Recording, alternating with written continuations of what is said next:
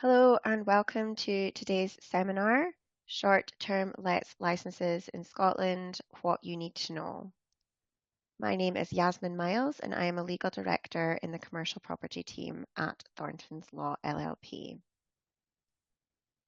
So before we start, I'm just going to do a quick overview of what we're going to cover in today's seminar.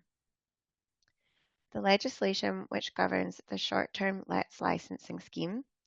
Firstly, the Civic Government Scotland Act 1982, Licensing of Short-Term Lets Order 2022, and more recently, the Civic Government Scotland Act 1982, Licensing of Short-Term Lets Amendment Order 2024, which only came out recently. Why was the legislation introduced? We'll develop an understanding of the reasons behind the legislation and what it aims to achieve. What is a short-term let? Obviously quite an important question. When do you need a license? We'll explore when we should be advising a client that they will need to obtain a short-term lets license. Control zones, what they are and where in Scotland they're located.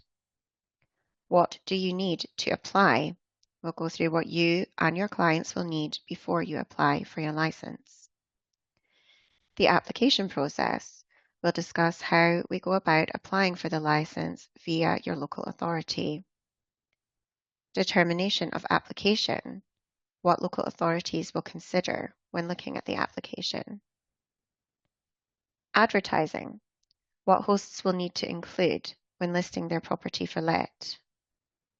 Transferring a short-term lets license, something that was only introduced in 2024 and therefore relatively new, the ability to transfer a short-term lets license from one person to another, how that's done and what's needed.